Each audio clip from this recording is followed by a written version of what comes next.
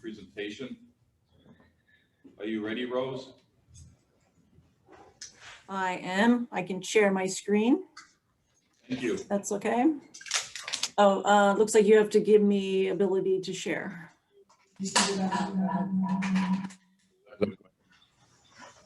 Somebody's microphone is on. Oh, there we go.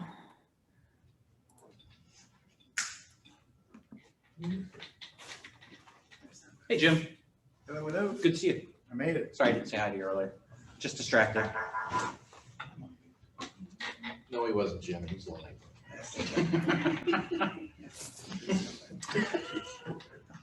I believe we're live in our meeting. Okay, can everyone see my screen? Yes. Awesome. I have a few people here with us from SiteLogic. I'm Rose Fetter. I also have Garrett Lewis. Somebody has a microphone or speakers on. You keep on muting. Rose, is that you? That's not gonna be a good position for the next committee. Jim, your microphone on. You keep on muting somehow. Sorry about that. No, Usually over there. No, this. Oh, yeah, got it. It was Jim. It was Jim. Everybody's easy. already now. Or it was Jim too. Should I try that again? There's Dr. J and there's Jim. We Yes, should be good I at this think we're one. ready to go. Okay. I'm Rose Fetter. I have a few other folks on the call with me from SiteLogic. I have Garrett Lewis, Rick Evans, and John Topmiller. And I think Garrett just wanted to kick off the introduction here. Yeah, good evening, everybody. Happy to be back here, to represent SiteLogic tonight. The last time we talked, I think Rick and I committed to this group that we would come back with a facilities assessment, which we completed. Rose will lead us through the facility assessment review, as well as our development engineer, John Topmiller. And then the second part of the presentation will dedicate to the roof replacement project, establish a budget, talk about a potential solution for the roofing project, and then we'll finish with next steps. And as Rose said, myself, Garrett Lewis, the Vice President of SiteLogic, our President, Rick Evans, is also on tonight. So we'll be here to handle the Q&A. And any questions that anybody has along the way, feel free to stop. And again, we have also with us Chris Matisse from Sika Sarnafil representing our roofing product manufacturer. So we've got a whole host of people here tonight and a strong team that I think can answer any questions you all might have. Thanks, Garrett. So again, good evening, everyone. As master facility planners, SiteLogic has been helping school districts develop long-term facilities maintenance plans of their buildings for a number of decades. Whether a district has 14 buildings or one, such as Bucks County Technical School, we always take a holistic approach. Our studies provide a roadmap for the district. We first evaluate the current state of a building. We then identify your objectives for a capital plan, which includes establishing a potential scope, conceptual design, and project cost expectations. And we follow that up with an action plan to achieve your goals. When assessing school facilities, we look at a number of items, most importantly, the infrastructure systems and their physical condition and/or deficiencies. We also identify opportunities to enhance the indoor learning environment by reviewing things like CO2 levels, humidity, temperature, and lighting, because we know for a fact that these items affect the student's performance. We then take all this data, which includes operational costs, and we upload it into an online interactive tool called MySiteIQ. MySiteIQ is a budgeting and planning tool used for design purposes for providing shovel-ready facility improvement options with no additional soft costs or change orders. And it allows stakeholders such as yourself to create a timeline that fits your schedule and needs. The goal of a facility assessment is to improve student and staff performance, reduce operating costs, enhance district competitiveness, and address aging capital infrastructure. When we did a preliminary assessment of your facilities, we broke it out into 4 components: your main, your annex, your horticulture and floricultural building, and your maintenance building. We took into account your major renovation completed roughly 7 years ago. And other than your roof issues, your facility is in pretty great shape. That being said, We saw no emergent conditions or needs at this time. We did notice, we noticed no major MEP deferred maintenance needs other than possibly new rooftop units above the cafeteria and restaurant and a generator replacement. Some minor items that we came across was possibly doing aesthetic upgrades to the exterior brick, parking lot paving, and of course, the ceiling tile replacement due to the water damage from the roof. We have not discussed, nor have we addressed any kind of timeline on these items with your administrators. This is only our preliminary assessment. However, if selected, we will take a deeper dive into reviewing your buildings from our initial input and continue our studies. We know that your main concern was the roof, and that's where we want to discuss the focus, direct the focus this evening and further discuss. So with that, I'm going to turn it over to John Topmiller. All right, thanks, Rose. So in our first step in coming up with a recommendation is understanding, what is the existing condition of the roof. We had met with the administration, and they certainly had, pointed out there were some concerns with leaks in the building. There's physical evidence of that. You see that in some of the stained ceiling tiles. And so to understand really what's going on there, we implemented a series of investigations. We did a visual inspection of the roof. Kind of identifying where there may be some water pooling, where there might be some damage up on the roof. And Rose, if you can advance to the next slide.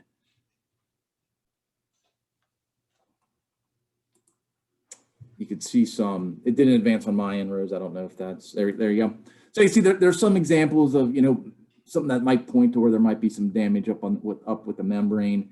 And so to really then kind of dig deeper into what's going on the roof, we did some thermal scans, and Rose, and so really it's going to be the next slide will show those thermal scans.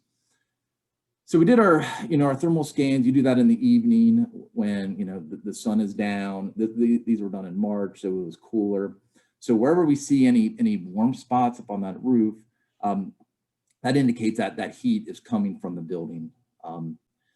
Most likely when we do these, why is that heat coming from the building? There's wet insulation. So the insulation gets wet, it loses that insulative properties, and then you see that heat loss in the building. So to verify that there is that wet insulation, we took some core samples, and sure enough, that's what we found in the facilities. And so to kind of summarize, the state of the two different roofs. So we looked at it as the original, the main building roof, and then the annex roof. The main building roof, we saw significant damage, significant failure in that membrane. That's where I think you're seeing a lot of the leaks in the building. That's where we're seeing a lot of the orange in the thermal scans. And you should see those images in the report. You can see multiple different pictures. On the annex roof, you're starting to see some signs of that failure. There wasn't as many leaks, so certainly not as widespread over there. But when we see that, when you start seeing some of those failures, to us that's indicative of that roof or that membrane nearing the end of its life there. So that's what we did to come up with establish the existing conditions, and then what do we do about it? And Rose, if you go to the next step. So what we're recommending is to install the high quality roof membrane over your existing structure. I noted that wet insulation up there. So, we're going to repair that. We'll replace that. There's, some minor carpentry work that we're going to need to do. But essentially, once we do that, you're going to have a really solid structure to put this membrane over the existing structure there. So the annex roof, so if you look at the R values, the R value of the main roof, the original building roof, it's in the 30s, mid 30s already. So you add this membrane, it's going to get you up in the upper 30s. Over the annex, it's a little bit less. It's in the high teens right now. So we're recommending to add insulation to that roof, and then you put the new membrane on, and then it's going to get you into the low to the mid 30s from an R value standpoint. So you'd be in a really good spot from as far as the insulation is concerned. And so what you'll get, you'll get that new performance and appearance of the new roof, and you get the 30-year warranty, and why we chose this, the product. We're working with the secrets rep here, and I'll turn it over to Chris here in a second. It's that longevity and durability of that product. And they have that third-party recognition to back it up. And so I want to turn it over to Chris to explain that a little bit more and to get a little more detail there.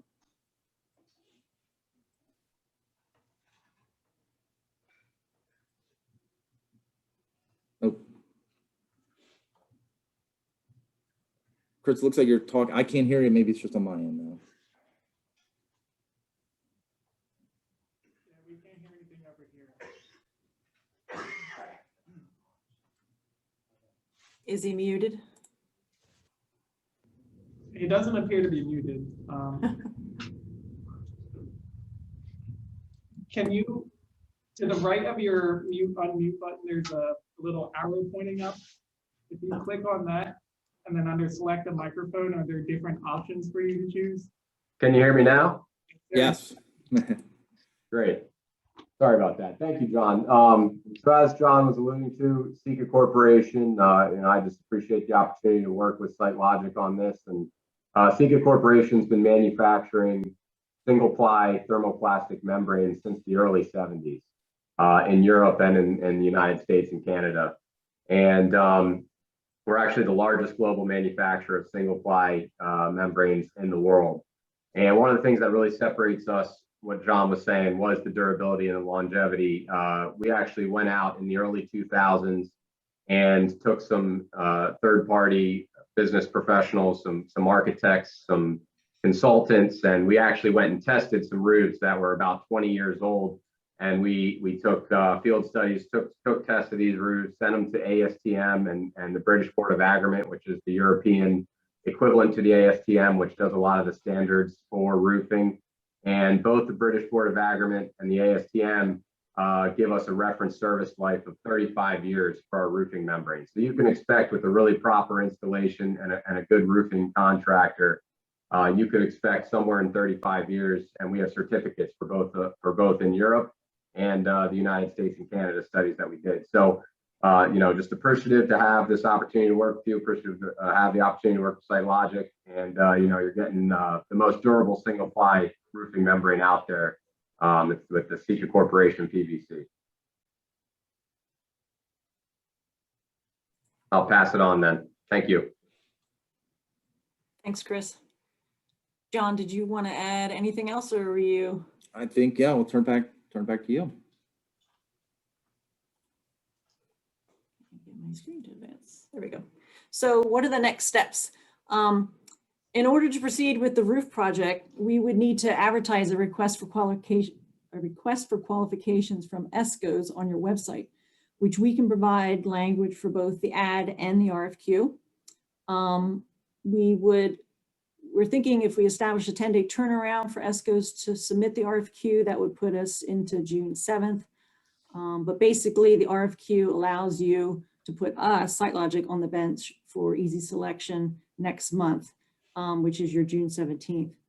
If SiteLogic is awarded the Giza contract, we will then provide our Site MyIQ tool, which I mentioned earlier, that will then enable you to actively track your facility needs. But in order to award a roofing contract by June 17th, these would be the steps that we would need to take today. Garrett, was there anything you wanted to? Yeah, I think I just want to remind everybody in the board, within the board packet, I think our roof report, our full report was provided to board members. It was our intent to have that provided to board members in the board packet tonight, which has kind of our guaranteed estimated budget. So it's a not to exceed number that we provided. We would then obviously go through the bid process to come back on June 17th with a final contract value. But we anticipate that the contract value that we would be delivering on June 17th, that we can guarantee would be less than the number that was included in the board packet. We left the financial data in the board packet for a reason. This is a public meeting. We want, out of respect to our supplier manufacturers, we wanted to protect, their intellectual property and their pricing information as far as budgets. But you all should have that in hand tonight, and we'd be happy to discuss that as part of the Q&A.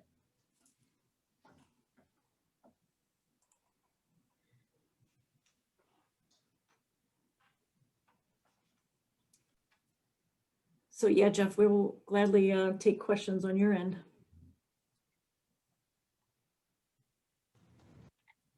I did. I guess you can hear me. Chris Spear. I did have a couple questions. One is, with the increased R value on the insulation, would that qualify this project for additional grants for energy savings?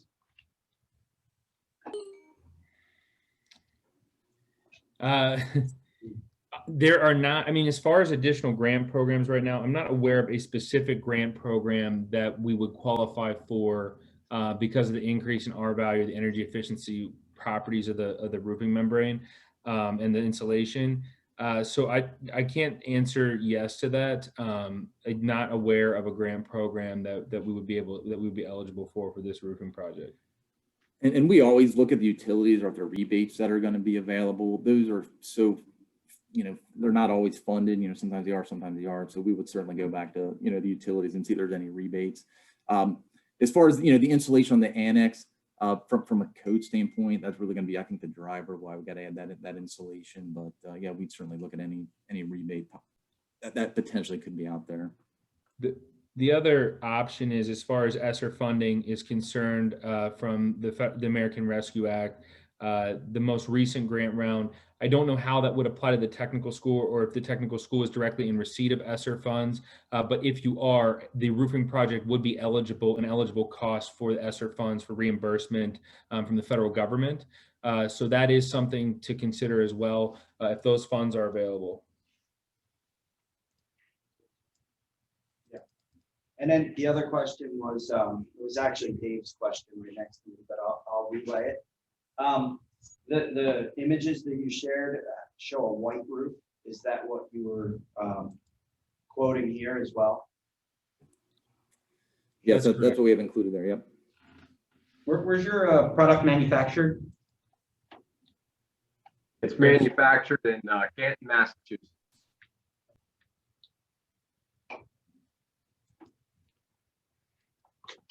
Did you all hear that? Yes. Okay. Yes. Thank you. Were we able to get some kind of analysis of the warranty situation that we were dealing with and whether or not the company should still have that under warranty or not? Yeah, John, do you want to handle that, or do you want me to? I can start and you can kind of fill it in. So, on the original building, the roof, our understanding is time has just expired on the age of that roof. So as far as the annex is concerned, it's our understanding it was just, the maintenance that is required from the roofing contract, that is the reason the company was given for not offering the warranty. Garrett, I don't know if there's anything else you'd be able to add to that. Yeah, I mean, simply put, there was a required maintenance schedule that ultimately, if not followed, the contract was voided or the warranty was voided. And ultimately, I believe that that was their decision on the warranty, the existing warranty, that you all had voided the warranty agreement. And it didn't make sense to, I guess there were certain parameters that we could have done X, Y, and Z to make that warranty valid again. Is that something that you don't think is worth doing as opposed to what you're presenting? Yeah, I would say the cost of getting it back to warranty would be greater than the value that you would get from that warranty. So our recommendation is to in fact replace it with a new membrane and get a full 30-year warranty with a very high quality product. And is there a maintenance stipulation with this new 30-year warranty? Chris, do you want to speak to that? Sure. There are, in every warranty, there are certain exclusions within the warranty, and I'd be happy to send over a sample warranty, but they would not be stipulations as far as maintenance requirements that the existing warranty, I'm not totally sure who it was that you had the existing warranty with, but there are some companies out there that require X amount of inspections and certain things to be done to maintain that warranty. We do not require, SECA does not require that type of, those type of intermittent inspections, replace certain parts of roofing then to maintain the warranty.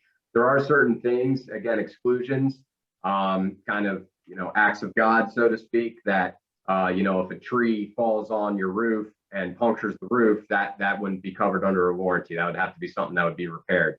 Any sort of, typical leaks, manufacturer product defects, workmanship defects would be covered under your 30-year warranty. Yeah, and one of the reasons that we elected to bring Sika to the table for us is because of that, and because of the warranty that they offer. We believe, as far as a technical school and all schools, with the changeover that occurs oftentimes with administrative positions and things like that, that you're going to want to do business and carry a warranty that is going to be forgiving. And those that require inspections and maintenance, sometimes that stuff isn't turned over from one to the other when people are replaced. And oftentimes you end up on the kind of the south side of the warranty. It's not under warranty because we didn't have the roof inspection done 2 years ago, and the new facilities director didn't even know that an inspection was required. So Sika is a preferred partner of ours because of the flexibility and the forgiveness within the warranty contracting period that they offer. So do we know what exactly was defective in the roof so that it didn't last the full 30 years it was supposed to last? I mean, whatever went wrong with this roof, if it wasn't for the maintenance aspect that was required in the warranty, would this have been, was it a defect issue? Bill made some phone calls. Bill, can you speak on that?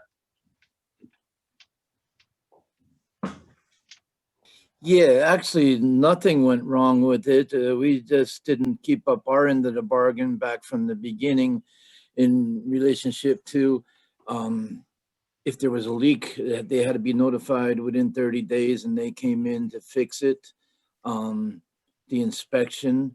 But I got the company that put the roof on. They are coming in next week to inspect it and tell us what it's going to take to put it back in the warranty.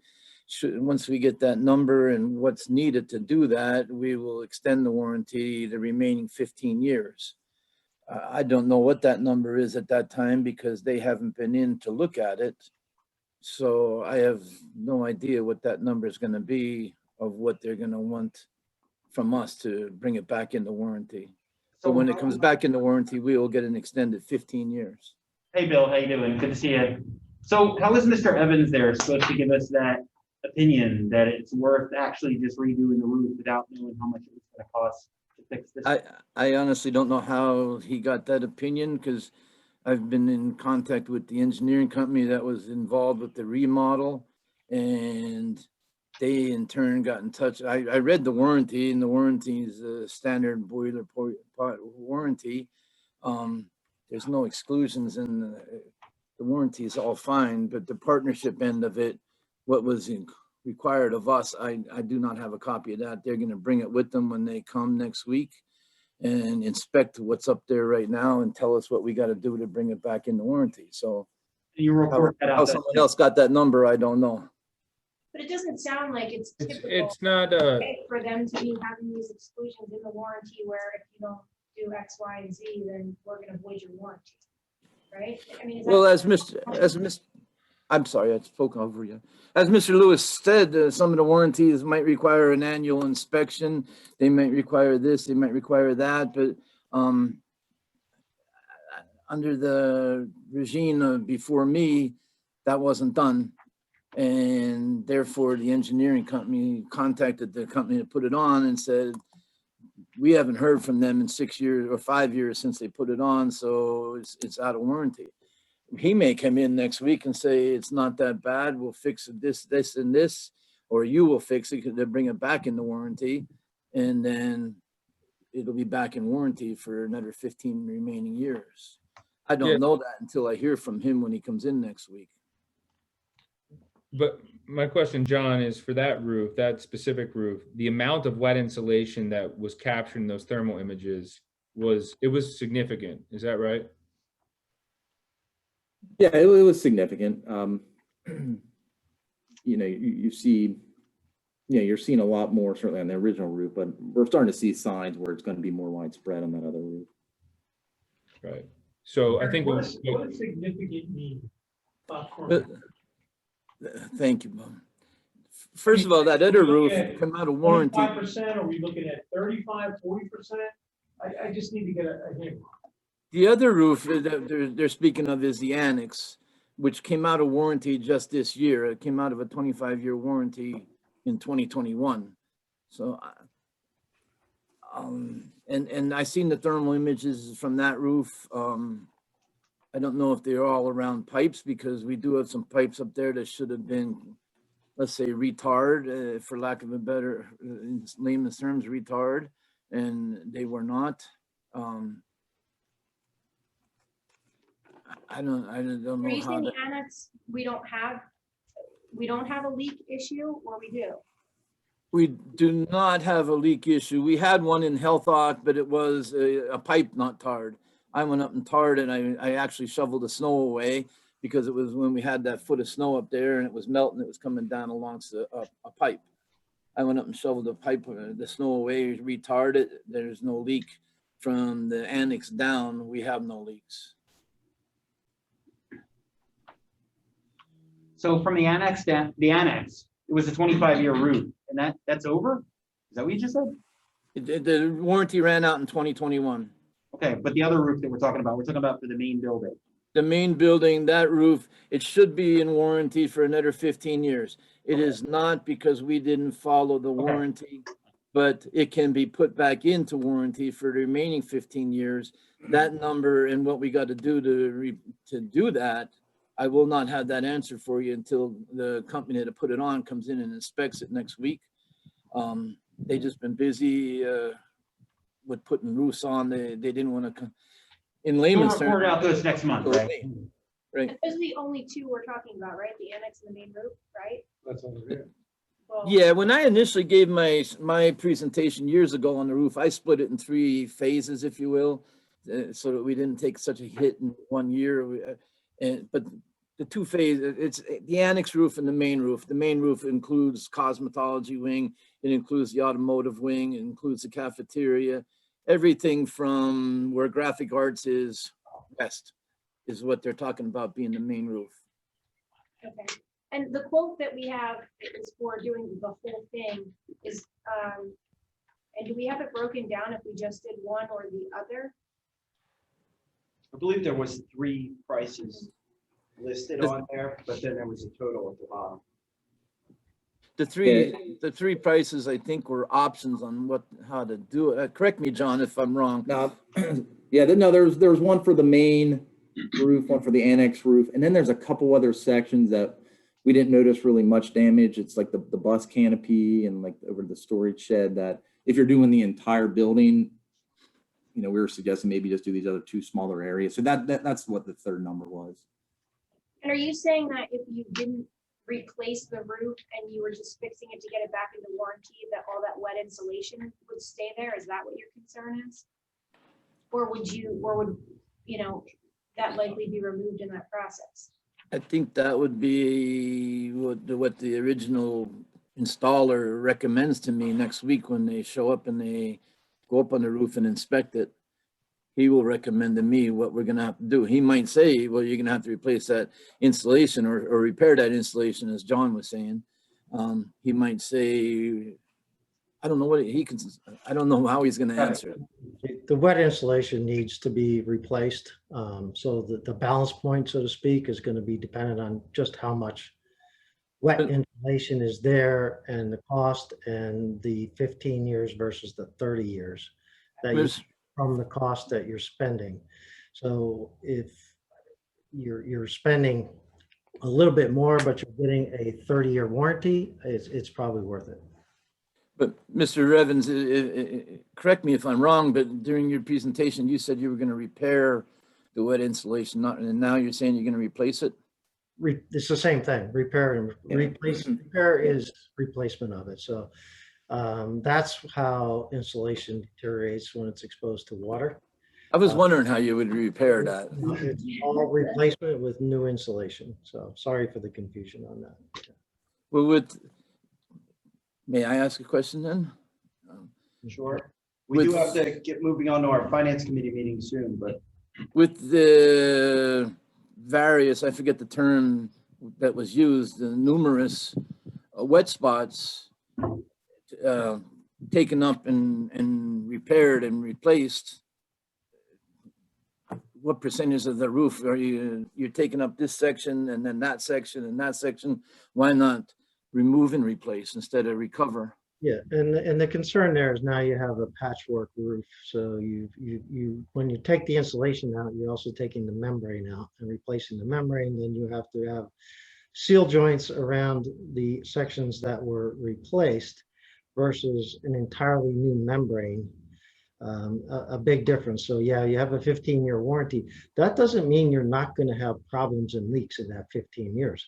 That just means when you call them, they will come out and fix those.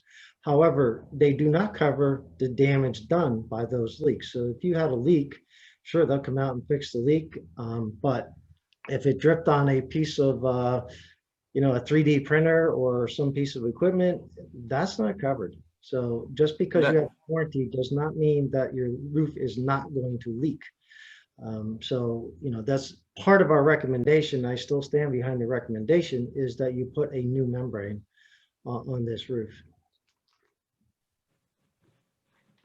Okay, well, thank you. We do have a finance committee next, so thank you for your presentation. We do still have to look and get some more numbers. Is there anything else on the facilities agenda that we have tonight? No, that was it. Thank you. Okay, well, thank you, everybody from SiteLogic and Seacom. Thank you, everyone. Good night. Thank you. Good night. And I guess we're ready to start. If you're ready. Yeah, we're. So can you bring up the PowerPoint? I remember the 3-year about this one. Oh, no, no, this is the fine. Sorry. How Jumping in. much would it cost to pitch through it?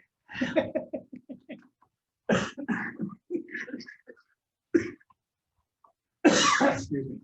All right, so tonight on the finance agenda, we had, I want to talk about moving from CM Regent to Mutual of Omaha for our life, accident, disability, and long-term disability. It's about a 2% savings for that. So moved. No, I was just asking you how you, the insurance guy. Yeah, no, it's a good carrier, it's a good name reputation. I mean, that's what the contract and stuff, but. So you know, that'll be on for seems legit. next month to approve that for the July 1st, but I wanted to let you guys know that we were looking for that. And then also CM Regent for the insurance renewal, we just got that in, and that looks like that's about a 4.69% increase for next year. So that'll be also on the agenda next month for you guys to approve all of that. What was the 4 point? That's for our property liability umbrella. The biggest increase was on the cyber liability that went up 28.7%. So It'll go up again next year. One pipeline gets packed and now everybody. They were going up raises the before rates. that. and then we also wanted to talk about the electronic sign that we wanted to replace the sign that's out front. So we do have, sorry, I got a new contract. So that'll be on for next month too. That would be in the 21-22 budget. We did put in for a grant funding for it. If we don't get it through the grant, we were looking to use money from the equipment budget. So Dennis can answer all the technical pieces of that. If you have questions, it has. Have you been in touch with the township? To replace the sign, it's already there. It's just taking that one down. We have not. That is an existing sign electronic? Yes. But no one's been in contact with the township? I think you should. Touch base. Yeah, I think that would be a smart idea. Well, if you're replacing is the basic Everything's footprint and gonna stay the everything the same. same? Yes. So it still would need approval? It might, depending on the work. Is done, that, but it's always a good idea to let them- casing? Pardon? Isn't that within like a brick casing? No, it sits on top of the brick. It's on top of the brick. Is the new one going to sit on top too? Same So- size. Yeah, if you're essentially just repairing the electronics, that shouldn't trigger a new permit. You Probably won't. Probably won't. Mr. wants to tell you yes or no. Send an email. Yeah, Yes, Chris informed you to check it out, yeah, because if you start the process and they come by. Right. Then you're gonna close you down for, in a minimum amount of time, you don't need that. yeah, let them tell us we don't. need Yeah, you're much better off. I agree. Doesn't mean we still don't need a permit. Yeah, it's fine. And they might too. Very well. Okay, so we'll work on getting in touch with them and then, You have an estimate on cost on that yet? Yeah, so we got that came in, 24,719. 25,000. Correct. And you have it in the equipment budget for so this we year? actually wrote it into our GER2 grant. So we're waiting to get the wording back on that, but if not, we can take it from the equipment budget. We'll have an amendment for that. So what would be the timeline for the grant? So that actually, we can do it for next, starting in the 21-22 school year. And sign it with them. Yeah, no one knows what that is. We're still out there with the. Congratulations, class of 2018. So if it's okay with the finance committee, if the township is okay with it, we're okay to put it on for the next month. Agenda for Put it on the approval. agenda, get your quotes or whatever you need to do. We have Okay. And then we also, if you recall, we do have the servers that are in this current year's budget.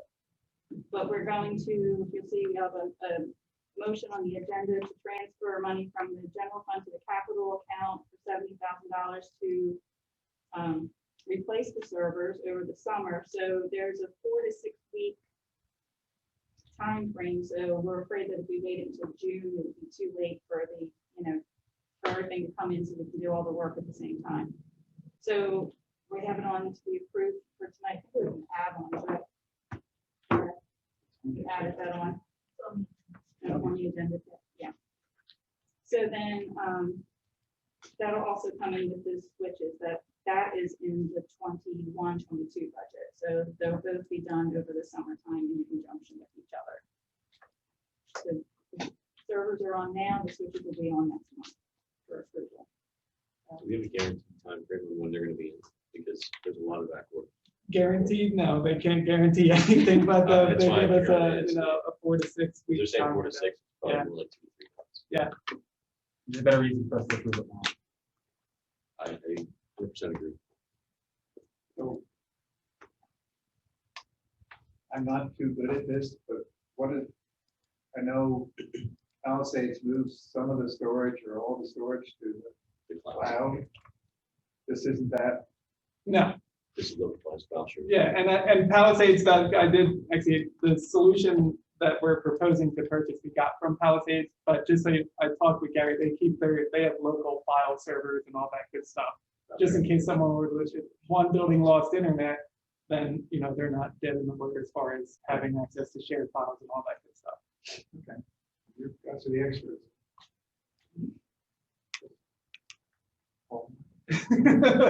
Sign it. Sign it. You don't have servers at the farm? My server is electric cart, my server. You are the server. All right, so then for the grant information, we still are waiting to get the actual funding over $200,000 for the Job Ready grant. We have equipment ready to go. Well, the purchase order is ready to go. As soon as we get that from the controller's office, I called, and last week they said it was on their way there, and that was the last part of that. So as soon as we get that word, we'll. Checks in the mail, huh? Mhm. And then we submitted the GER2 grant, and as of today, I checked, and that's still under review. So then for our motion on the agenda, you'll see for the transfer $70,000 for the server replacement, the purchase of the server, we had to open the budget for the grants. So we have several grants that we received the money, and we have to open it for state and federal, so we can accept the money and then spend it. So they're on there. There is a few budgetary transfers that are listed.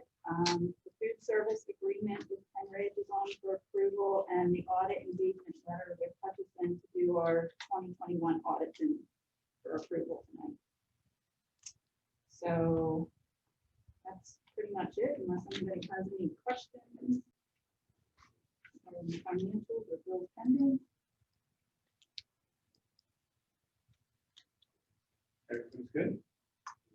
You happen to find money for a new roof? Look in our 3-year budget. That will be soon to come. So, So that's enough. We're starting a savings account, Dave. there are some options. Yes, there are some options. So. 6:43, we done. We have an EC? Or yeah, executive session.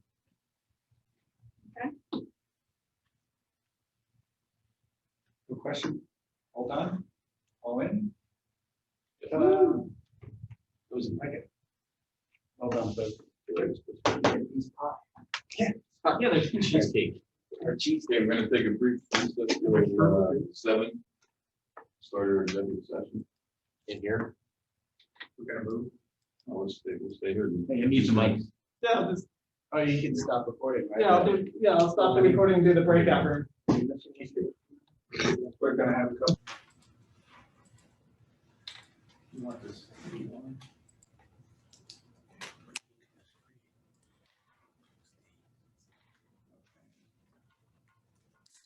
I don't get video, Dennis. Is that all right? I'm not on video, that's okay.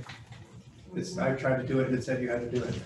Says I have to do it? Yeah, all right, that's all right, they can hear me. So, we'd like to start the meeting here of the Upper Bucks County JOC for Thursday, May 20th. And we'll begin with a salute to the flag. Pledge allegiance to the flag of the United States of America and to the republic for which it stands, one nation, under God, indivisible, with liberty and justice for all. Next up to be the roll call, please. Mr. Howell, I am here. Ms. Annis Clemens. Here. Mr. Spear, Here. Mr. Cormack, Here. Mr. Klein, Here. Mr. Musantri, Yes, ma'am. Mr. Ahmad, Present. Mr. Ott, Here. Mr. Rice. Here. We're 9 present, very good. At this point, do we have any comments or recognition from anyone in the audience on agenda items?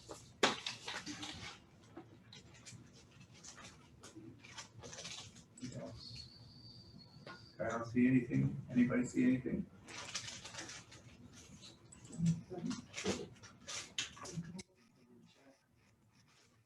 Pull up the chat real quick. Nothing in the chat. No hands raised. There you go. I don't see anybody, so we'll move on. We did have an executive session prior to this meeting, discuss personnel. And I believe we're going to break out directly into another executive session to continue talking about personnel. Would be nice to give them an estimated time. We will be keeping them on hold. Well, when are we gonna go out on executive? You wanna go through your directors in the report first? Or you wanna go through reports first?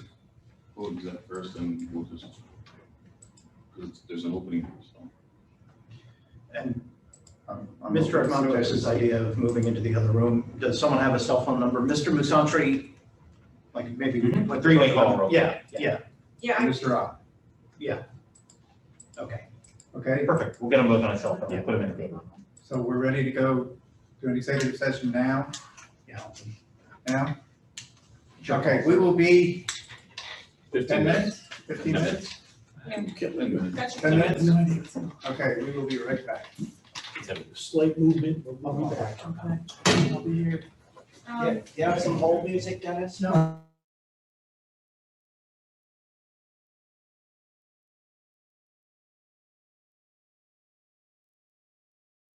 Okay, we're back from executive session. Thank you for your patience. We'll move on into the agenda and start with administrative reports. And we'll start with the director's report.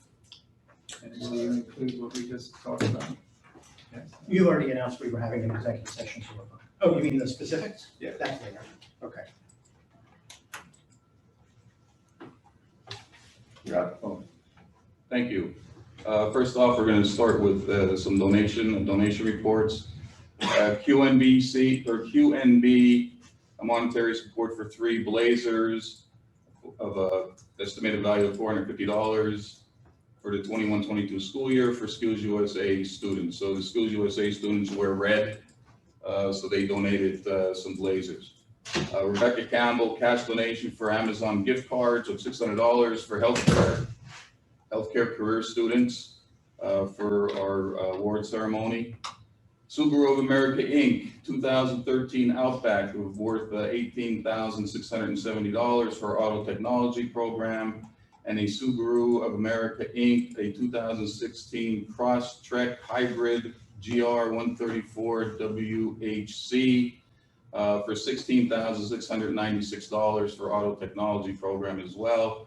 As you know, hybrids are up and coming, or they've been around, so we're going to start teaching some hybrid in our auto mechanics program. I want to give a shout out to our instructor for organizing Subaru, forming another partnership. We're hoping that they're going to work with our students and come into the program and do some great things with our kids.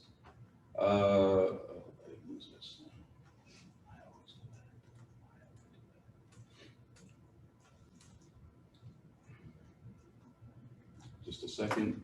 Let's go back. April 22nd, 2021, the National Technical Honor Society was held and 23 students were inducted. Representative Stats was also inducted as the honorary member. We have a Skills USA winner, Luke Overholt, on May 4th, 2021. He's a senior at the Upper Bucks County Technical School in the construction technology program. He's a homeschooled student living in Pembridge School District. Luke is a successful and well-rounded career and technical education student. He received a silver medal at the 1819 and 1920 District 11 Skills USA competition in Teamworks, which consists as a team electrician. This year, Luke has been employed at the local company Mako Mechanical through the Upper Bucks Cooperative Education Program. Upon graduation, Luke will continue his employment through Mako Mechanical to enter their apprenticeship program. Today, Luke and many other career and technical education students across the county are participating in the 2021 Skills National Signing Day event sponsored by Home Depot, Klein Tools, 84 Lumber. The event highlights high school seniors who have chosen to pursue a career as professionals in the skilled trades. Luke was recognized the other day as the event hosted 84 Lumber outside of Pittsburgh with the Skills USA Executive Director and NFL Hall of Famer Jerome Bettis of Pittsburgh Steelers. I was sending you the JOC board, and it's on our webpage, some highlights of that experience. Luke received $5,000 scholarship and a bunch of other materials from those sponsorships. So a shout out to Luke and all of his hard work and his continued success. We have our cafeteria manager, Amber Ott, has been named the School Nutrition Association's Northeast Regional Manager of the Year. School Nutrition held the first ever Our Hero celebrating SNA's 2021 award winners virtual event on Wednesday, May 5th. And Amber was named the SNA's National Manager of the Year. So we want to congratulate and recognize Amber for her hard work. So you said Northeastern United States, so it sounds like she was pulled from a bunch of states and it wasn't just Pennsylvania or anything like that. Yeah, it was a national, yeah. That's great. Congratulations, Amber. Senator Mensch visited the school May 5th. He came in for lunch and he took a tour of the programs. Congressman Fitzpatrick visited May 6th. He came in for lunch and toured the school.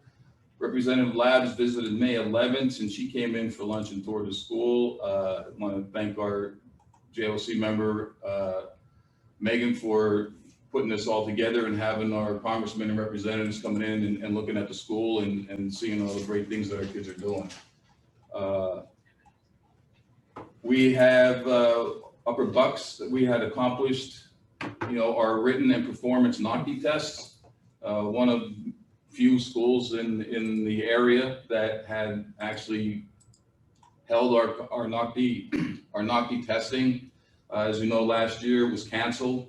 A lot of schools canceled them this year, but we were in school from the first day, so we thought, we wanted to make sure that our students were being certified. And we did see an increase from 68% to 70.1% increase in the scores in advanced, and we saw a 92% increase, or 92% with our competent in advanced for our students as well. And just take in mind that it's during a pandemic. It was during a very hectic year. Schools coming in 2 days a week in the beginning. Some kids coming 2 days a week, 3 days a week, leaving early. So what our teachers accomplished was phenomenal. 2% increase with all of the background noises, so to speak. It's unbelievable what they did. So kudos to all of our students and our teachers for that increase. Mm-hmm. Senior ceremony will be held June 7th at 6 o'clock at Palisades. The rain date will be June 8th. It'll be out at Palisades on the football field. Raymond Schleifer, he has been named the U.S. Presidential Scholar, the only Pennsylvania student named the Presidential Scholar for a career in tech ed.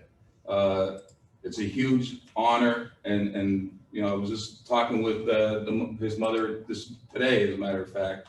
He has a younger brother in our small engines program, so now all the pressure's on the younger brother, and he's already feeling it. But Raymond's a great student. He's in our machining program. Mr. Ruck is his teacher, and it's one of the highest awards that can be bestowed on a graduating high school senior. So Upper Bucks is first, Pennsylvania's first. I sent out to the JOC the press release that Governor Wolf announced. We're trying to have Governor Wolf come up and visit the school and visit Raymond. And best of luck to Raymond. He plans on going. He's going to be going to Bucks County Community College for first year for free. He then wants to transfer to Stevens Trade, and then he wants to move on to get his mechanical engineering degree, either Penn State, Drexel, wherever he decides to go. So again, Raymond, he's the pillar, and he worked very, very hard, and to receive this Presidential Scholar is phenomenal.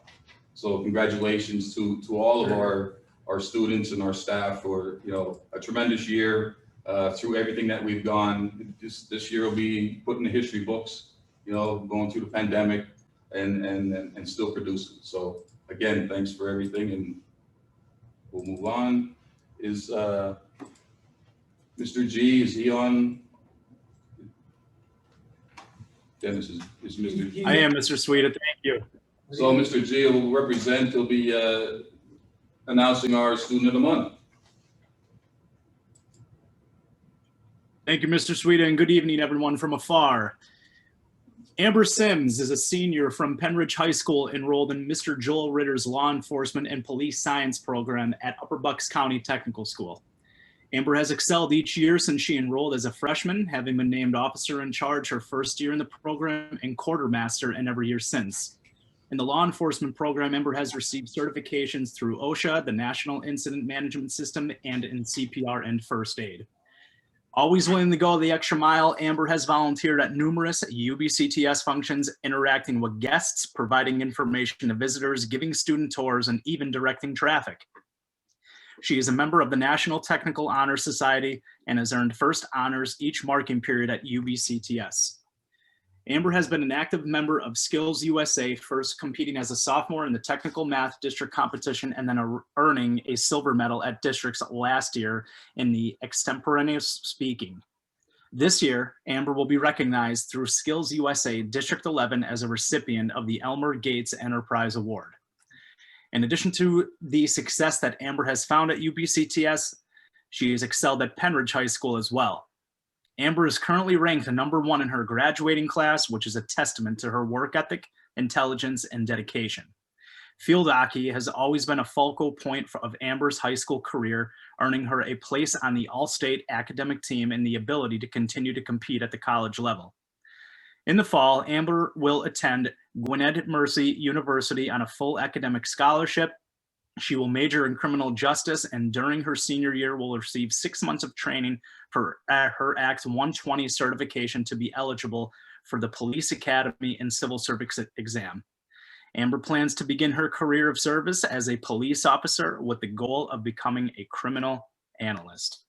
Amber, on behalf of myself, the administrative team, JOC, faculty and staff at UBCTS, congratulations and best of luck on your future endeavors.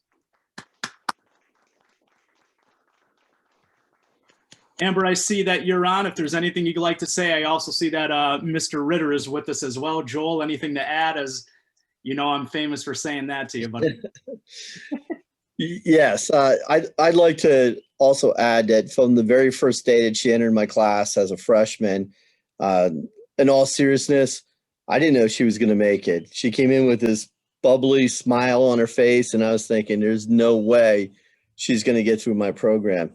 Within, I said, I'll give her 1 marking period. And she just every day came in and surprised me. It got to a point where I was wondering if she would ever stop smiling. Even when she did push-ups, she would smile. It was truly a testament to the type of person she is. I am extremely proud of her accomplishments.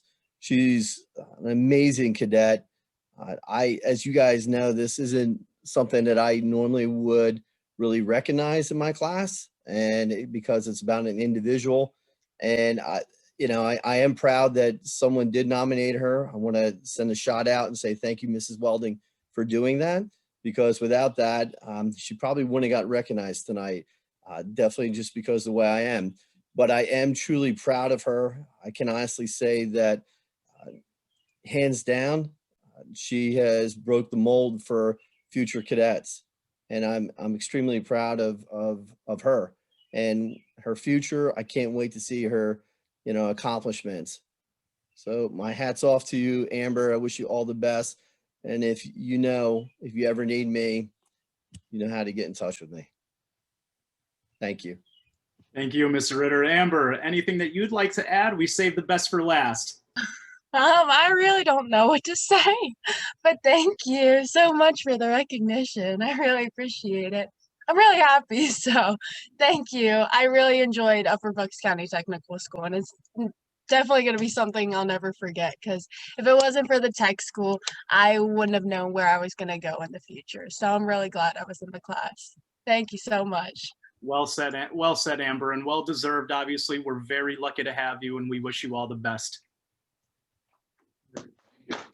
Thanks, Amber. Thank you.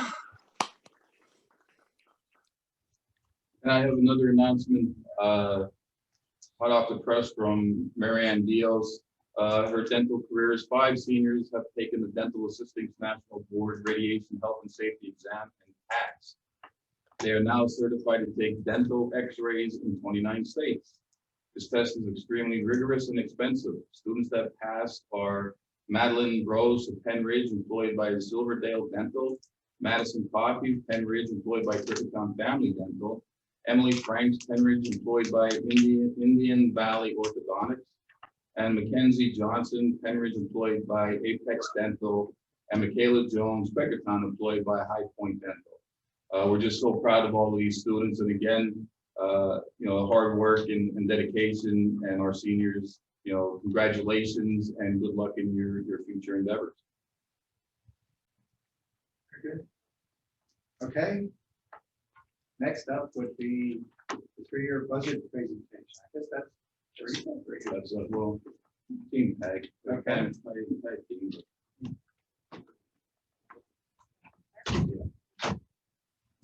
So we try to do a 3-year projection out for the budgets, And of course, we do have a lot of assumptions that were made due to contracts for employees and agreements that aren't quite completed yet.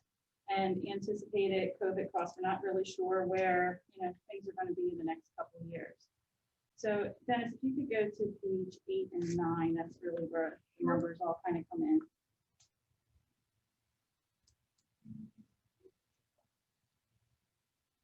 So this is page 8 right here. Okay. You want to start at the top of this one? Yes, please. Keep going for maybe 7 and then. Yep, 7, sorry. That's okay. So the 21-22 budget is the budget that was already passed. So that's like the first column there. And then the 22-23 and the 23-24 budgets are the projections that you'll see the increases coming into. So for 22-23, that is including the business office with the IU termination agreement. So that would be bringing the business office staff back in-house here to the tech school. And then anticipating hiring a part-time supervisor for grant applications and helping with student services. And just, so you recall that a part of the revenue offset is 50% of the teasers and Social Security. So 50% of that you would see on the revenue side, although this budget doesn't show revenue projections. And then if you go down to the professional services, you're gone too far. Too far. Yeah. Okay, you can stop right there. Yep, so where it says auditor, legal, and BCIU, as you can see that that line did drop down to reflect that the IU services would no longer be in that line because the salaries would increase. But I did increase the line item there for the legal expenditure to reflect the current utilization and the frequency of usage for that. If you go down a little bit further for the property services, yeah, there's an increase there due to COVID for additional sanitation of the building.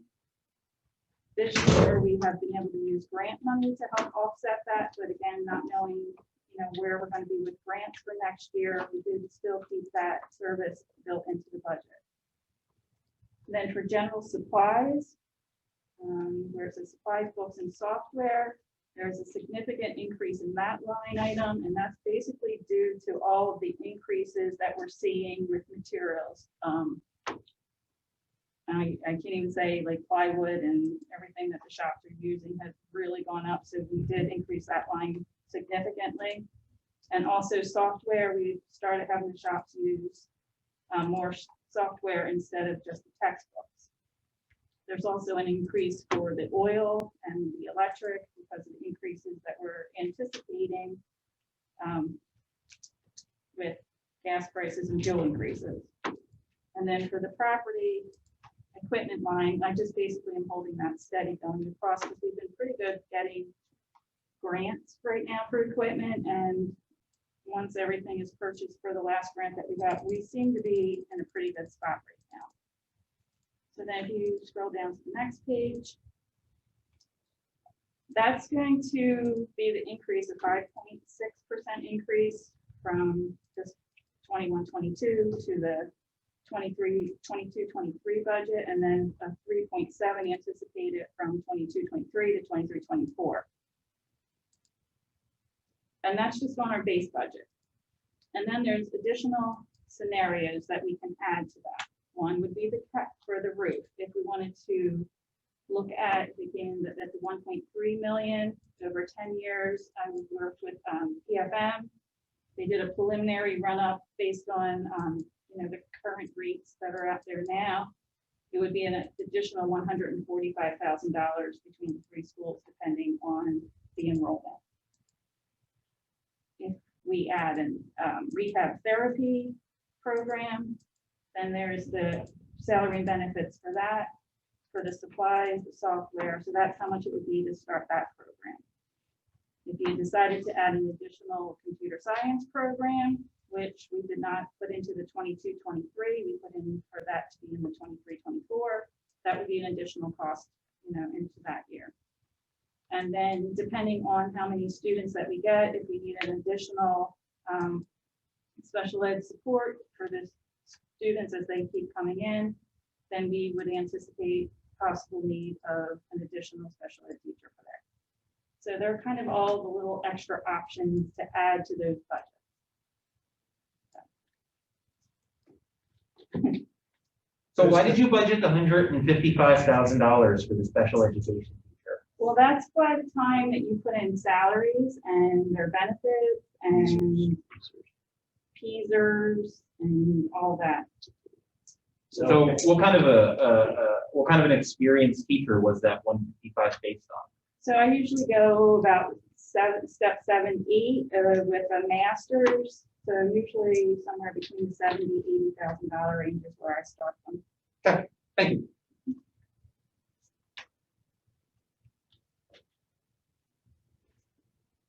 More questions? Question? Okay. So you did not include any of the roof inside this budget. That's why it was extra on the end. Sorry. Correct. Just make it short. Correct, right. Yeah, because I didn't know where it was going to come in. If you wanted to do a 10-year, there's a 10-year program that's out there right now. I think the interest rate is like 1.75%. That was a 145,000 bond. Yeah. It's not a bond, it's a loan. No, you could do a 30-year bond. So, but that would be a whole different thing if you wanted to go 30 years. So it's really kind of just to give you an idea of. And the individual districts could do it as well, too, correct? So if say Quakertown wanted to finance on our own, or say we had capital funds currently set aside, we could, that could be split in many different ways. Right. Yeah. Yeah, It this doesn't is have just to to be kind of give you guys an idea of if we would finance it for a 10-year period at 1.3 million, that, between 3 sending schools, it would be an additional 145,000. It's about 15 grand a month. So.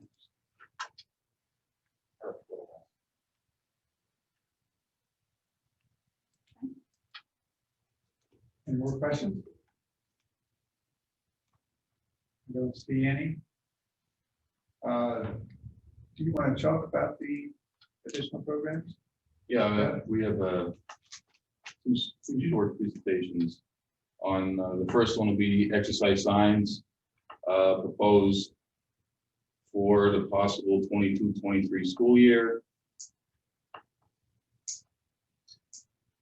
Sports technology, exercise science, gives a brief description of multidisciplinary field, focuses on issues of health, fitness, physical activities, bringing coursework with science, biology, kinesiology, career and exercise science, diverse and plentiful in the area, in all areas.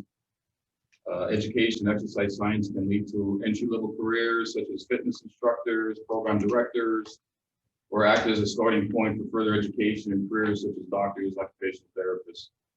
Graduates from bachelor's degrees in exercise science can find work in fitness, athletic training, exercise psychology, a number of other fields. And the next slide will show you the most common jobs, some specialized unique jobs, other potential jobs, non-traditional job, recreational therapists, health and wellness products, sales representatives. I mean, there's so many avenues that all of our students from all of our programs, and when they think about it, can go in different careers. The career pathways with some credentials: massage therapist, personal trainer, gym owners. Those where you'll go out and you'll sit in class and receive your certifications. With an associate degree, you become an athletic trainer, occupational therapist assistant, and physical therapy assistant. And then, of course, with bachelor's and beyond, you're looking at, physical therapist, occupational therapist, speech therapist, and so on and so forth. You just keep going, you become a doctor, it's all up to the student. Certifications that would be offered would be the skills certification from NOCTI, the Heart Saver, AED, CPR, and first aid. Some of the major employees of athletic trainers, of course, are colleges and universities, gyms and athletic clubs, elementary, secondary schools. So all of our schools, high school schools, have athletics. So we have those athletic trainers out there, and our students could be assisting those athletic trainers, being part of the co-op opportunity. 11% of the fitness trainers and aerobic instructors are self-employed. So Pennsylvania hires about 14,000 fitness trainers and aerobic instructors on average. And there's about 2,600 openings per year. Growth of the occupation is about 10.4 compared to 5% for all other occupations. Athletic trainer major employees, again, are colleges, gyms. Pennsylvania hires about 1,800 athletic trainers with an average of 130 openings per year. That's in Pennsylvania. And the growth is 12.8% compared to 5%. And the budget to get the program started for the 23-24, approximately $177,688. And then for the 22-23, we go to about $197,805. For the supplies and all of the software and equipment, I reached out to our neighbors up at Bethlehem area, Botech, who started the program 3 years ago. In fact, Dr. O'Connell and I toured the program up there, and he gave me a rough draft of what it was to start up for them. So, we just borrowed their startup, and we have some of the equipment here already through our physical, our gym class and our health class. So, it's an up and coming program. It's highly sought after. They already have, two instructors in 3 years teaching their program up there in Bethlehem. And that's the exercise science. And Dr. Herrera will talk about the cybersecurity.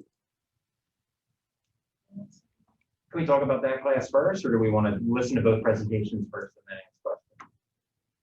I think we should answer the questions first. Up to you. Go ahead. You can answer. Yeah. Cool. So how many different tech schools offer a program similar to this one? I heard you say Bethlehem, but which are the other ones in the States? I didn't look at the state average of who offers the programs, but it's not that many because it's a newer program. Department of Education just brought the zip code in play, so I can't answer that. I'll get you the answer, but I know Bethlehem is there. I know Middle Bucks has an exercise science program. I'm not sure if Lower Bucks has it or not, but they might call it a different name. Before we go to vote on this and stuff, I think one of the other pieces of information that I think we would really want to see is the placement rate from these schools for those programs out of school. I'm just concerned that the subject, the topic of the class, I'm not completely sold on it. And I reached out to the president of St. Luke's over on 663, and he's excited to partner with us with this program and our health careers program. So it's part of our development of a program to start bringing in business and industry that would support all of our programs, which will then take our kids from that program. There we go. Okay, Mike, you're up. Okay, thank you all.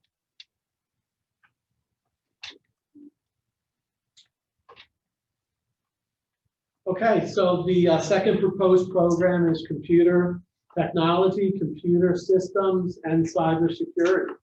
We know that's a hot topic with the gas pipeline right now. Dennis, next slide, please. Computer network specialists manage computer networks, network data, and assist with other network issues. They look out for security breaches and keep track of any problems. They set up routers and make sure users know how to connect to the network. Next slide, please. Career pathways are an important component of all programs. Kevin Fleming talks about the 1-to-7 ratio in his video, Success in the New Economy. For every job that requires a master's degree, there's 2 professional jobs that require a bachelor's. and over a half dozen that require a certificate or 2-year degree. So our students will go right entry level. Our programs are not terminal, which means you can continue to go up the career ladder.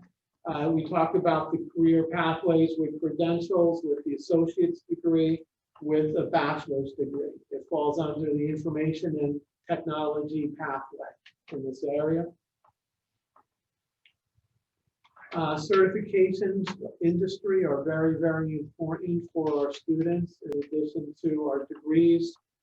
There's numerous certifications that are available that are listed, and I can assure you there's a lot more than that. So it's just, again, linking the curriculum. A number of tech companies are coming up with their own programs and certifications, which is very, very important in today's economy. Labor market trends or labor market information is a critical component when we develop high quality career readiness and workforce development programs. This informs us as we seek to have our students high wage and in-demand occupations. Students and their families use labor market information to make informed decisions about their education and career paths. The value of this labor market information cannot be overstated. So we went through the labor market information, and this occupation continues to grow fast at a high rate, especially with the use of cloud computing systems, and job prospects are favorable.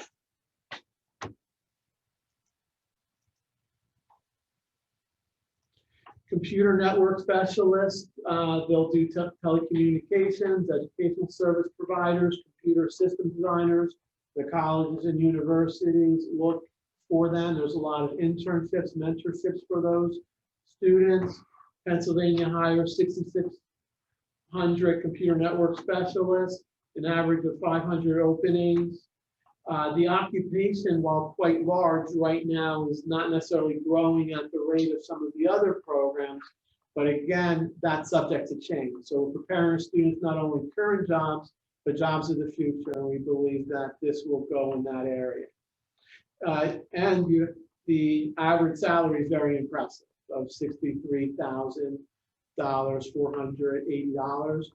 We ran some of these programs at another school. We worked with some of the universities who wanted our students to do the computer network specialist. So not only can they go work for those college universities, but they also have an opportunity to get reduced tuition, et cetera, which is a benefit. The budget is similar to the last presentation. And I thank you for your time, and if anyone has any questions. I did have a couple questions. So Dr. Herrera, is this close to like what the kids would get from those, like, you'd see those daytime commercials for Lincoln Tech, you know, is this similar to what they would get in a program like that without the crippling debt that they would leave with, or yeah. So I mean, the similar type of certifications that they would get. So a lot of those for-profit universities, the community has to understand that instead of paying for all of our programs, $15,000, $20,000 per year, they're getting that education here for free. You know, not free, the taxpayers contribute, but at a very reduced rate. So that because of efficiency and all of the 3 school districts providing these programs. And we don't have to spend the money on those midday commercials. Correct. Or late night commercials, right? Yeah. Are you feeling boxed in by it all? I noticed that the budget for the class was like about 160 for the teacher, and then it went up to about 215. It didn't seem like you guys were allowing enough money for like equipment. Cisco we looked at too, believe it or not, and if you go through Cisco, they provide a lot of free programs. We've done that research per se, and those routers, et cetera, and there's a lot of information that's not included that we researched. I can give them our old routers since we're going to be buying new ones. They don't want that junk. New ones so they can crack the code. There's also in the while past national initiative for cybersecurity education too, so a lot of resources through that needs. Subsidized. It seems like a field that's not gonna be going away anytime soon. Well, looks like you elaborated on the class from our very first presentation too. I mean, you added in some of the network administration, like you made the class much more robust. I think that was good because you're assuming the kids going into the class right in high school have a whole background in computers to get into the cybersecurity part, and that's not what's going to happen. First year, they need to learn how to be a network administrator. The second year, they had to, so code, do a little bit of coding, what HTML is, all these things. So I'm glad that the description of the class looks a little bit larger now than it did when we first crossed this bridge. Okay, thank you. Yeah. Any other questions? Okay, take care of the administrative reports. We have committee reports. Facilities met briefly. And we had Site Logic did a presentation on the building and roof possible project for down the road. And really, they gave us a recommendation of the roof of different options that we can choose from. And they basically said our buildings are in pretty decent shape for everything except parts of the roof. Okay, any additions? Roofs are expensive. Then the finance committee met. I guess Teresa, give a brief.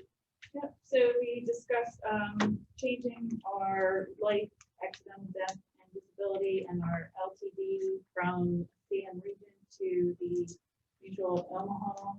We'll be saving us about 2%. We talked about our upcoming renewal for our liability and package, and the umbrella package. We discussed purchasing an electronic sign to replace the sign that's up front that's not functioning, and we will get in touch with the township to see if there's any regulations or permits or anything that needs to be done before we move forward with that next month. We went over the purchase of servers and switches so that that project can start over the summer and hopefully be completed by the end of the summer. We talked about the different grants, transferring funds from the general fund to capital projects for the server replacement. Went over the grants for the budget opening. Have a listing of the budgetary transfers, there's a food service agreement with Penridge for the 21-22 school year, and an engagement letter for the auditors for the 2021 audit. And all those items will be on next month's agenda, except for the server purchase will be this. Well, so the servers aren't on this month's agenda. This electronic sign will be next month. The switches will be next month. The insurance will be next month. Yeah. But then there's all the other stuff is on the agenda for motion. The transfers, the opening the budget, and the budgetary transfers. They're all board motions this month.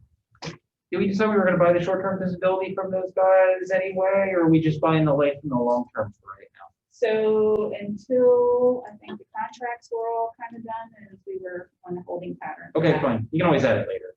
Yes. All right. Yeah. Okay, anybody have anything else? Question? Okay, the program policy committees did not meet, and negotiations subcommittee met on May 6th, and at this point, We're setting a date. There is no date for additional meeting.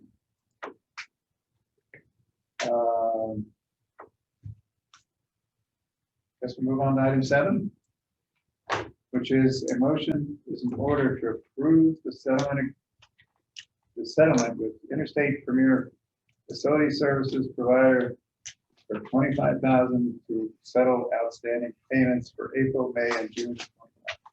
Can somebody tell me? Can somebody tell me what this is? That's the cleaning service. Oh, okay. All right. So move in a second, 2 days. Any questions, comments? Gets his albatross off our neck, whatever you call it. Seeing no more questions. Are there any opposed? See none. Is there any abstentions? I see or hear none. Motion passed 9-0. Next up is the consent calendar. And that, Real quick about that, the April minutes, I had sent everyone, because there was a little bit of confusion about what exactly was said at the time of that motion. So I actually tried to save Mr. Hollowell some time here of discussion, and I went through and watched the video and literally transcribed word for word what every single person said, typed it all up and emailed it to everyone so you all have it. So I would like to put that into the minutes. Mr. Ott wanted his comments in, I wanted my comments in. It kind of doesn't make sense unless the whole thing is in so that people can see what was said. So we've got, Mrs. Graham has a copy of that as well as everybody else here. I don't know, do I need to read it so the public has it, or is that?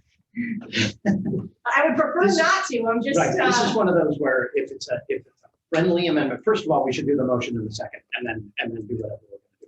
So. Well, I was just gonna make a motion to approve the minutes with that modification and save us time. well, we should do that before we start discussing. Okay, I'll make a motion to approve the minutes with that modification that I emailed everybody. And so if that's a friendly amendment, like everybody's okay with including that verbatim transcript that she's done, that's fine. And you got a second and. Well, first of all, it needs to be checked. We can't add it until somebody checks it. No offense. Well, I know, I emailed it to all of you. I'm just saying, we need somebody to officially check it before it gets added to our minutes. It's gotta have a second set of eyes. Not that we don't take the word for it. Are you volunteering, Mr. Armando? No, I don't get paid to work here. I didn't get the email But I mean, I'll read it. But that would be my- Would you like me to read it so you can hear it? No, I don't think that'll actually solve it. If your claim is that it matches word for word, I think before we put it in minutes, somebody has to check it. So Can you I make a motion to include the video There you go. into the minutes? I'm good with that. Well, a motion to include the section of, because we can't include the video. We can include a link or something. To the, Well, Yeah, we but can include the whole- section where it's discussed. Is that what you're saying? Yeah, but, so that will accomplish your, we won't have to come back, that will accomplish I would your. be fine with If that. everybody reads it, everybody can tell if that's what they said or did not say. No, But- we'll compare it to the video. Tracy will probably, Or we could just, Tracy will compare it to the or video. we could just table the motion until next meeting and everybody can read it between now and then and make sure they're comfortable with it. I'm not hearing that the concern is, if it matches, everybody agrees. And if it doesn't match, nobody here is gonna know that unless they compare it to the video, is what I'm hearing. Or they remember. Yeah. But then they're gonna go back to the video anyway to see which one's right. So then everybody has the opportunity between now and next month to watch the video. I'll send you the link. Did you happen to hit the transcribe button and then they type it all out for you and then you can cut and paste it over? No. Oh, okay. So it might be easy for you to check. I You think can put the transcribe button. They'll transcribe it for you and then you can spot check. so. I'm recommending that the motion be to approve the minutes with the addition of that section of last week's video recording verbatim. I just want to make sure they match. I don't care. Is everybody on the JOC okay with that? I'm okay with that. And Okay, that's what it is. I don't Got take it? the time in the minutes that are of the video. It'll be in the transcription. And can I ask if you were also including the rest of the consent agenda in that motion or just minutes? Sure, let's include the whole thing. Okay, That includes, so then we need a second on that. Second. okay, that includes personnel. It does, yes. It's up to you. Well, it's up to anyone else if anyone Well, wants. somebody already seconded it, so let's all shoot it down and then move on. And then we can do it. We can take it one by one. We can talk about it. Wait, So Oh, there's we're not some- voting. We're voting to talk about it. I'm confused. Did I miss something? We have I a thought we were motion. trying to consent calendar. There's a motion and a Which second. includes the personnel items. Yeah. Okay. That's fine. Yeah, so we can have that discussion right now and then either pass So- or whatever. So we can have that discussion. We have a motion and a second. So this motion includes the minutes with the adjustment, the financials, the bills payable, personnel recommendations, and additional personnel recommendations. But we're all okay with that? Yes. Okay. Seeing no dissension, is there anyone opposed to the motion as presented? Is there any abstentions to the motion? No negatives, no abstentions, the motion passed 9-0. Next up, we have revised policies. We need a motion to approve policies number 210, 210.1, to delete 210.2 and 211. These were distributed to April and recommended by the policy committee. So I'll second it. Dave, any comments, questions? Okay, is there anybody opposed to the motion? Are there any abstentions to the motion? No opposition, no abstention, the motion passes 9-0. Item 10, we need a motion to approve the attached food service contract with Penridge School District and the Upper Bucks County Tech School. Take the motion. I'll second it. Dave. Questions, comments? This is for basically the food service director. Okay, no comments, we'll move to vote. Anyone opposed to the motion? Any abstentions to the motion? Motion passes 9-0. Next item, number 11. Motion to approve the 21-22 JOC meeting and committee meeting dates. So moved. I'll second. No, it's Dave and I tied, so one of us said, you're at it. You can give it a name. I already have. PR. Excuse me. Mine first. Mine, Steve, and then Dave. Any questions or suggestions? Questions? Seeing none. Anybody opposed to the motion? Any abstention to the motion? Seeing no abstention, no opposition, the motion passes 9-0. Next item, in accordance with articles of agreement, motion to appoint someone as treasurer to their 1 year beginning the first Monday of July following the election, and to secure a bond in the amount of $75,000 for an individual appointed or elected to the position of treasurer for the joint operating. I'll make a motion to appoint Chris Spear for that position. I'll second it. Okay. Any additional nominees? Okay, we're all clear on that. Anybody opposed to the motion?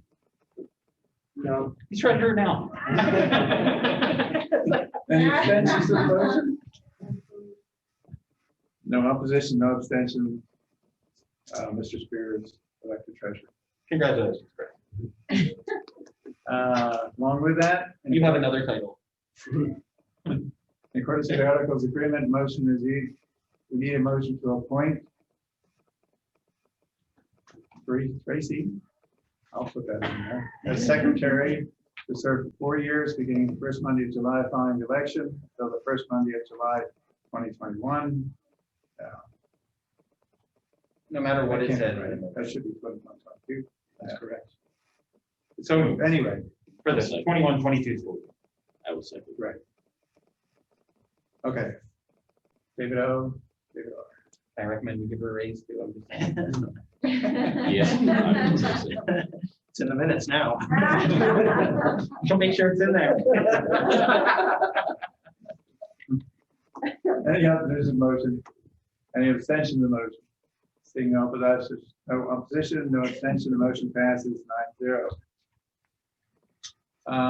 Number 14. In accordance with the state and federal regulations, we need a motion in order to, we need to open a budget to receive federal funding. So moved. Okay. Second. Are you gonna? Any questions or comments? There's a lot of money here. We need to get it. We don't get it. Okay? Any opposition to the motion? Any abstention to the motion? Motion passes 5-0. Item 15, need a motion to approve transfer of $70,000 from the general fund to the capital fund for technology improvement. Second. Wait. Steve and then Dave. You pick the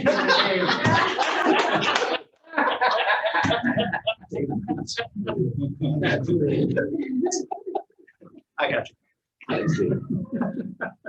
Any questions or comments on this? We went over this at the. This is to make sure that we get the facilities. money out there Yep. so we can purchase this. It's in the capital fund. We can spend it when they come in. Any opposition? Any abstention? Motion passes 9-0. And now it's easy to do that since it's all one formula, just saying. Just want to throw that in there. Yeah.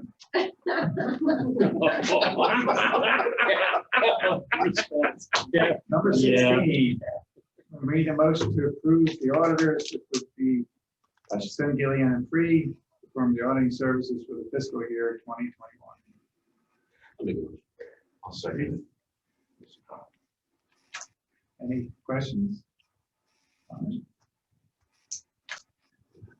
Tracy, Teresa, any comment? No, you're okay. This is a different person than we was last year. Right? Same person, okay, which was a different person from the previous year. That was the same one. She's been here for the same 2 years. I remember when I first got here, we had made one transition, like my first year or my second year here. It's the same person. No.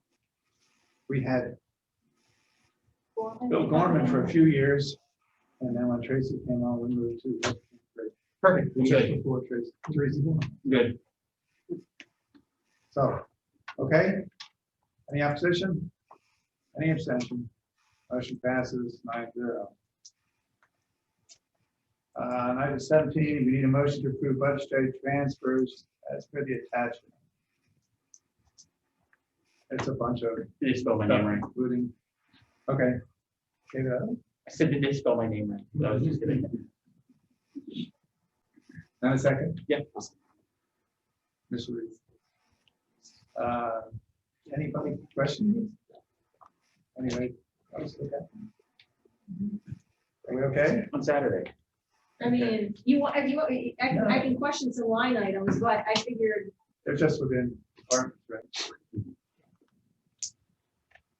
So there's times that if, you know, I'm gonna say repairs went over and that's supposed to be a 400 code and it came from a 610 or 650. So it's kind of moving pieces around there, so.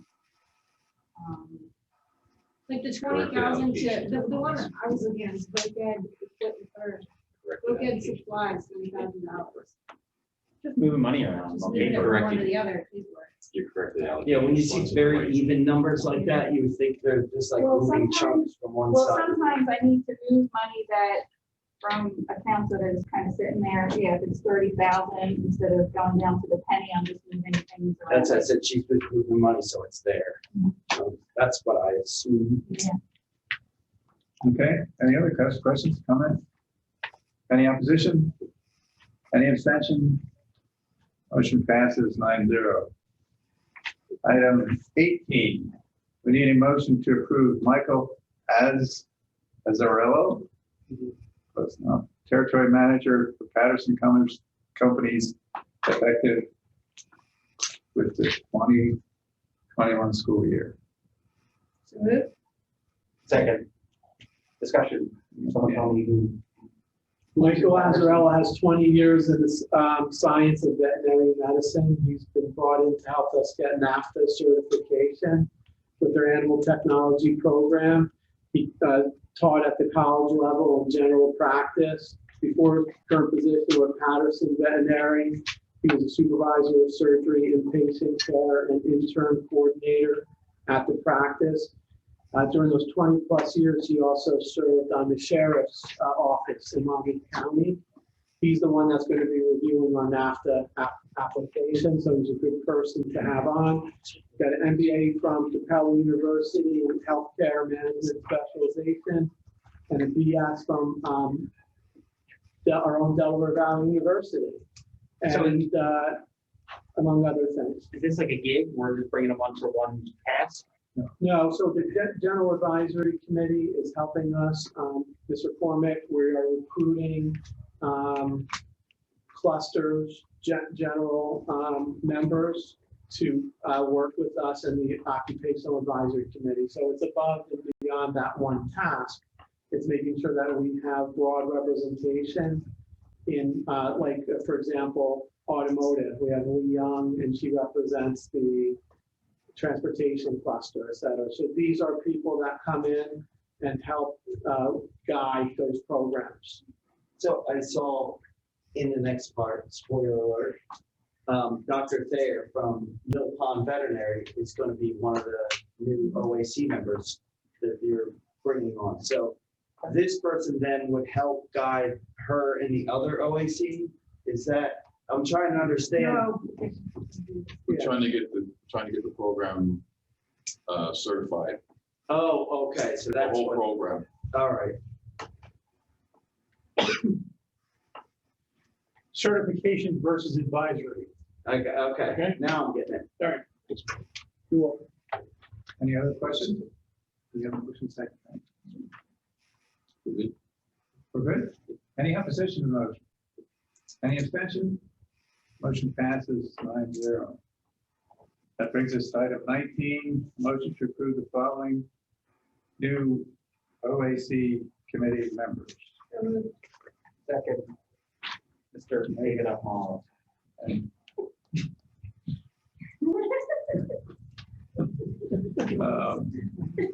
I think Dave wants to go home. I think he's been home. The attachment. Yeah, I saw. He's looking at Any questions on these members of the OAC? No opposition? No abstention? Motion passes 9-0. Next item. We have a motion to approve the memorandum of understanding between the local and state police and the Upper Bucks County Technical School. So moved. Second. OAC.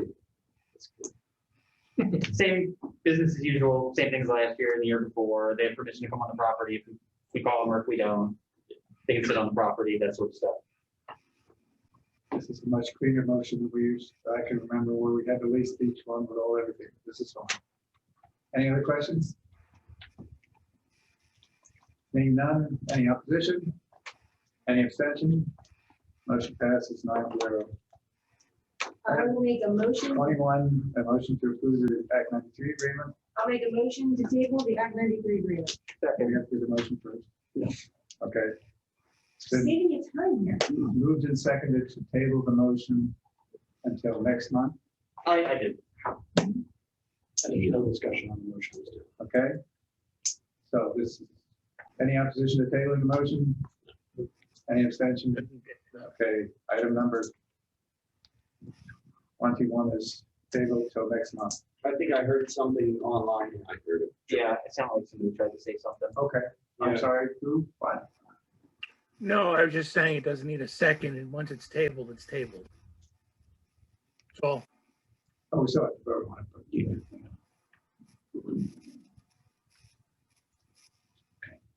All right, item number 22, we need a motion to approve the designation of equipment as obsolete and approval for its sale disposal. So moved. I'll second. Which one, Steve? Stephen did. Stephen Day. Just writing your David Reese. David Reese. Oh, okay. It's right. Actually, Oh, right. Right. You know, It's actually pronounced baby, rice. it's right. Now you'll never forget. You're gonna start doing He's not used to hearing Greece anymore. He doesn't even correct anyone. I don't correct it. And that's why I don't know any better. Okay. This is apparently for an ice machine. That's it. Any question, comment? Any opposition? Any abstention? Motion passes 9-0. Item number 23, is a motion to approve the purchase of the proposed Nutanix server replacement solution, including a 5 years of licensing and support. I'll make the motion. And I'll second. Dave, R&O. And a little bit of background, Dennis. So we're gonna be having to replace our server solution that we've had under the servers that we've had are about 7 going on 8 years old now. So we're due for an upgrade and we're actually migrating from a 2 server, 1 storage solution to having it's called a hyper converged solution. Our storage and servers are going to be in 1 node, but we're going to have 3 of them, allowing for really good redundancy. In case one of the servers crashes, we'll be able to migrate to a secondary server. The Nutanix, one of their big things is being able to migrate servers from our existing platform to their platform in a really simple fashion. And it's actually going to allow our future upgrades that we will have to do in the future to be pretty seamless. So that's one of their biggest benefits. This came highly recommended by Gary Adams over at Palisades and Fox County IU also. But while they're not using the product, they said that it was an amazing product, and they have an excellent support system, which is something that's very important to me, especially when it comes to our servers. I don't want to be left dead in the water when things are at their worst. So that's pretty much it. If anyone has any specific questions. Yeah, do we have any idea what it's going to cost? Yeah, so for the entire project, it's so they've included some professional services that I'm going to need from them, but they always shoot pretty high with that. So with their professional services at what they quoted, it's $60,671.02. So is there a reason why we don't have a quote attached in here? Let's see. I do not know. We usually can read it before we. No, my lot. You guys have an attachment here? Oh, yeah, I'm not. So this has to do with the $70,000 transfer. That is correct. We approved earlier. on the agenda. Okay. So, It works in tandem. any other questions? Yeah, are there other comparable companies out there? Yeah, so I did get another company. So I got a quote from SHI on a solution called Scale. They offer a hyperconverged solution similar to this one. But I gave that, I talked to them, presented, here's what we have. These are my goals. This is what I'm looking to accomplish. They also provided a similar solution, but the hardware for the Nutanix is actually a good deal better. We're getting probably like 50% more storage capacity with these, both flash and on spinning disks, which I don't know if you want me to get into detail on that. Spinning disks go bad. Yeah, and flash is like instantaneous retrieval of the data. So to answer your question, yes, there is a similar, but we got we got more hardware from the Nutanix than we did from the Scale solution, and their proposal came in at $56,677. So we're looking at a difference of about $4,000, but we're getting much more bang for our buck with the Nutanix solution.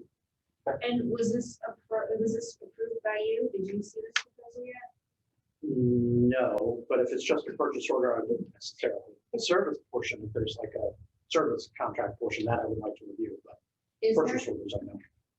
So there are going to be some professional services where they're going to be pretty much just getting the unit set up and then setting up the one piece that we need to be able to migrate so over. can I modify it to say pending solicitor approval?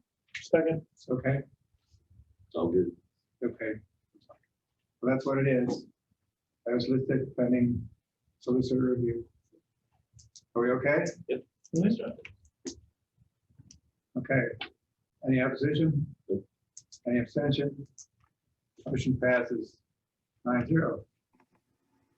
That takes care of the action agenda, correct? At this point, is there any more public comment on items, et cetera? While we're waiting for the public to say anything, I just want to remind everybody in the public that our services are open here at the tech school. So you can come into the restaurant with days, Jeff? Monday through Friday, From 12 to 1. Isn't it Tuesday through Friday? or Tuesday to Friday, so Yes. from Monday to Friday. Gotcha. But you guys are open Friday, Yes, 12 to 1. yes. Another week? And the bakery is the same. The bakery too. The salon, whatever those It's, hours. it's only Fridays, but I think they're already booked up all their appointments, aren't they? Yeah, Salon will be, you'll get Can't get my hair Unless you did. go on the wait, unless you go on the waiting list. Okay, I don't see any public comment yet at this point. Nope, absolutely nothing in the chat. Nothing new, I should Or say. actually, Thursdays and Fridays, not just Fridays, Thursday. but regardless, they're, Just the last- Okay, so this next week. counts as announcements. Do we have any other announcements? Do we have any joint operating JOC member concerns? Anybody? Anything? Oh, tons. Nothing you guys can help me with. Anything you want to make public? Remember, Dave, you're on vacation. Maybe next week, next month. I don't see any JOC concerns. We did announce it once more, but we did have an executive session. We're not having another one, correct? So that being said, I'll make a motion. motion to adjourn. Second. Mr. Klein. All those in favor of the motion, say aye. Aye. Any opposed? We're adjourned. Thank you. Thank you, everyone. Be safe. Wash your hands. We still have to wash our hands at this point. You should always wash your hands.